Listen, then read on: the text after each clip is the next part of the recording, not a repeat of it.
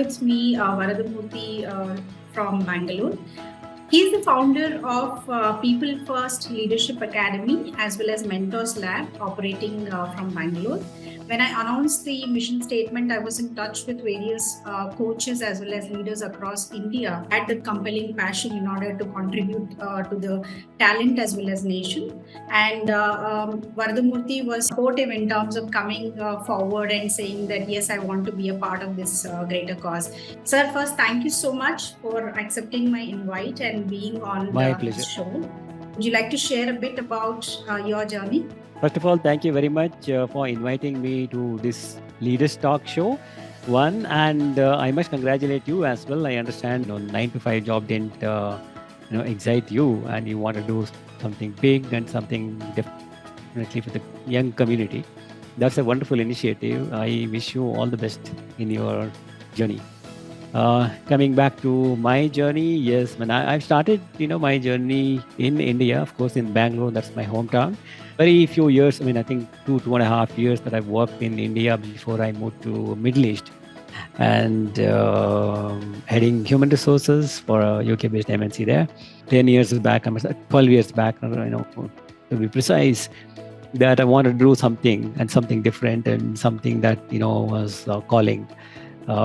Training and development was always, kind of very interesting subject to me, and I loved that. Apart from all other HR activities, I was also responsible for training and development, and that fascinated me.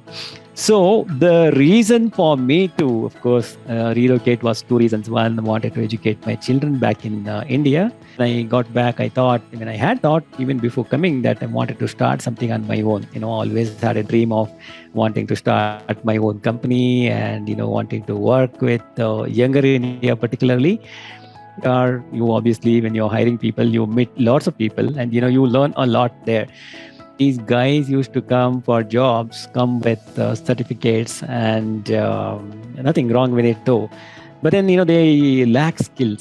They were brilliant in academics, but the skills, particularly the specific skills that we were looking for, we were not finding it. We need to help these youth, particularly from school it starts. It's not from the college, but it's school. So that's when I thought, then why not I start working with youth? So we started working with youth. We started working with schools and colleges, developing, certain essential skills. We've designed some programs and offered them. And that was all, very well appreciated. And then, slowly schools started calling us, why not you work with our teaching community as well? Because these programs are good. And even our teachers need these skills. We did work with them, and we soon figured out that we were not very happy with that. Offering these 1, 2, 3 day workshops. We thought there must be something bigger that we need to do. There must be something more meaningful that we need to do. So that's when we thought, okay, why not we do a bit of a research to figure out what's that they're looking for, or what are the pain areas in schools. And when we did the research, the result was that for quality teacher, they were looking for passionate teachers. And of course, they were looking for teachers who can communicate well, and the most importantly, the communication skills. And they wanted some teachers to stay longer, although that was not in our hands. We then thought, why not we design a program? And that's the beginning of our professional certification program for teachers. It's called Integrated Teachers Training Program, ITTC. So we integrated a couple of, the practices that were predominantly in India at that point of time, like NTT, MTT, and Waldorf methodology. We did that, and we did about 32 batches. The 33rd batch is going on now. So in the last 12 years. That was appreciated very well, but trained about 35,000, young students. That's both school and colleges. We have designed a program. We had, in fact, designed a program called, I Have a Dream, or I'm a Winner. So quite a few programs just to see how it goes. And I must thank Rotary as well, because I was part of Rotary for a short, brief period, I must say, 2010-11. They had a program, it's called Raila, youth program. That was in similar lines, like, helping those students, particularly 9th and 10th standard students in government schools. But we reached out to even private schools, reached out to state-run schools, unaided schools, and we reached out to students of 10 plus And what I figured out was that all of them, had dreams, and they didn't know whether they can become, so that was missing. And that's where I thought that, we definitely need to help them, ago that you have identified during your journey in terms of knowing that talent needs nurturing. I'm a strong believer and advocate that all of us are talented. In some or the other way, all of us have those innate talents and strengths. Absolutely. Both the teachers as well as the students, and then beautifully bringing both of them together so that we synchronize a kind of mediator in between in terms of facilitating these programs. Apart from teachers, what are these coaches? This is a new term which is coming up. It's not new if you ask me. It was always there. Earlier we used to call it as guru, right? Now it's, a new word which is coach. It's fine. Otherwise, you have already heard about mentoring and mentors. I mean, the very first thing comes to my mind is the transformation. You help someone transform, you help someone move from point A to point B, or say help someone to realize self-actualization instead of just giving off the shelf and giving it to him, as a solution. But then you help them to transform within. See, the moment you start taking action, you get more confident. So sometimes when you say, the other way is like inaction creates doubt. If you don't act at all, you start doubting yourself. Challenges that you regularly face from the youth or students or teachers, and how do you overcome these challenges? Well, challenges, it depends on the wanting to do, the desire. That's key. Say there are teachers who are really looking to grow, wanting to embrace continuous professional development, and they are really hungry to progress to next level. Of course, learning opportunities, and as you said in the beginning, coaching is yet to catch up. But when you come to institute level, a long way to go.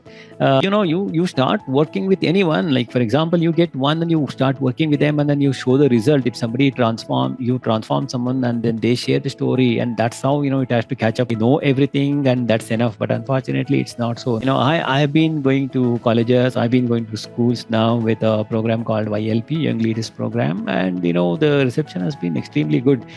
So students are open to it, and they want to learn, they want to develop, skills. And the corporate hires today, even before they graduate, looking at the skills. And a lot of them are employed, a lot of them are working, but then they're not completed graduation yet. So that's purely because of the skills that they have, They don't even look at the academics yet, though. But then, yes, academics are important. They need to complete that. In order to move again from there, to progress. I would always tell students that while studying, while you are continuing your academics, also start developing skills, and that will be definitely awesome for you. The next 3 years, the most sort of skills bring awareness on, or you would like to train people on, such that they get equipped even before they hit their jobs or their professions. Skills and or soft skills, in a way both are same. So you have certain soft skills are also part of behavioral skills. So that's extremely important, apart from technical skills, because I've been interacting with people who offer technical skills, particularly for the IT industry, and they were telling like, okay, so even when they complete BE, when they get into the corporate world, I've been told from them, of course, that a lot of these big companies go for campus interviews, and they want to basically hire, say, 20, 30 from college, and they end up hiring about 8, 10. That's mainly because they don't find skills that they're looking for. So obviously, again, there is a shortage of skills. The technical skills I'm talking about, not even the soft skills. Even if you are studying any technical program that you're doing, there again skills come in. Not there that if they want to move towards the next level, or say a management side, obviously you need to develop those soft skills. And the skills I'm passionate about are, of course, behavioral skills and soft skills, and particularly certain skills like self-awareness. And that's the number one thing that I would always put it in. Communication skills, effective communication skills, and public speaking skills. And one of the biggest challenges that even in the institutes that they are finding, and as I said in the beginning, schools also look for teachers who can communicate well. This is the effectiveness, because the true meaning of communication is the response you get. Less to do with the language and more to do with the intent that we want to convey, and that the message has to be clear. Everybody has a huge potential, and if you go to a classroom, particularly when you look at students, everyone there is genius, and in some way or the other, it's not necessary that everyone should be in the same way, but then somebody probably scores 98 without much efforts, and somebody might do something else, or maybe excellent in music or art or something else, and they speak without hesitation. Who knows, I mean, after 15 years, if you see that fellow is 10 times more successful than the other person. It depends, of course. Success is again very personal. What is that moment that brought a lot of satisfaction for you? It was a tough decision, to come back, one, and mostly when you go abroad, it's very rarely that people come back and settle down, mostly. I mean, of course, you have those people coming back now, because when we were there, that point of time, the IT industry was not in boom like what you see now. Right. So it wasn't easy. Of course, if I had continued there, I would have, made probably bank balance would have been grown. That I must say. But having said that, no regrets, because the very reason to come back was, of course, as I said earlier, children education was one, but secondly, the purpose, wanting to do something which is close to my heart, and obviously the purpose was the key.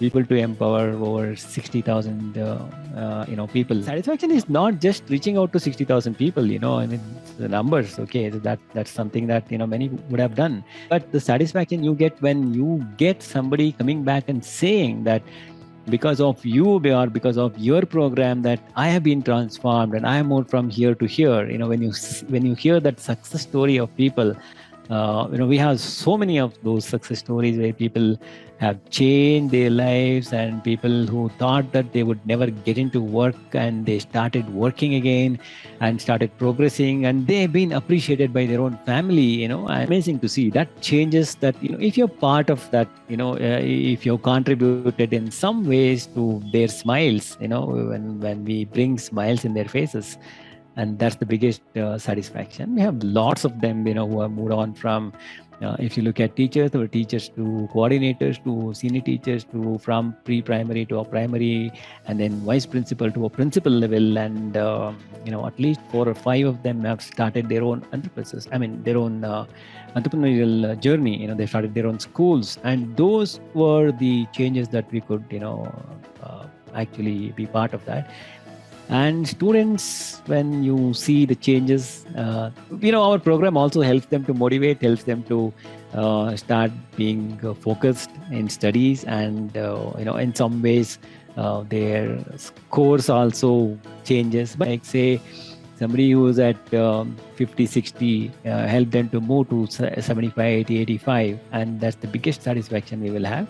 And in the process, they also become more serious, and holistically they develop. Satisfaction that we derive out of giving them confidence that they are inbuilt to achieve a lot of things, and all of us want to do that, isn't it? None of us want to settle for less. Very, very well put across by saying that coaches transform lives. I love that. Meant to operate with that sense of purpose and fulfillment, and that's where our happiness comes, and we should be happy, compelled to go, because we know that we are going to create that change and transformation in people's lives. So that's where even I drew my inspiration, our message to the community. Okay. First of all, thank you very much, for taking this initiative, one, to you. And, well, in a big ocean, I'm just a small, I would say, dust on someone's shoe, so just in a little way that I've been contributing, we feel that I have lots to contribute, and, lots to do.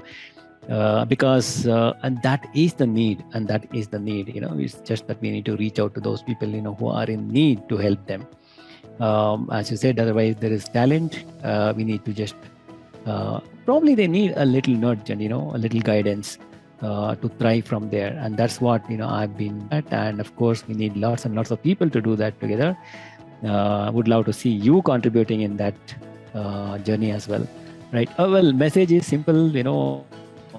All I say for younger generation is that It's not like our generation. They are born with technology. They are born with, they have access to information. They're contributing, for nation building. And of course, they all have talent and they all have huge potential. All that they need is to believe in themselves, have that right work ethics and the attitude. Of course, do something bigger, for others as well. So you are at your highest self, Varadamurthy. I think proud of your journey personally. Thank you. And I'm very, very happy to host you today. So that is Varadamurthy from Bangalore. Thank you very much.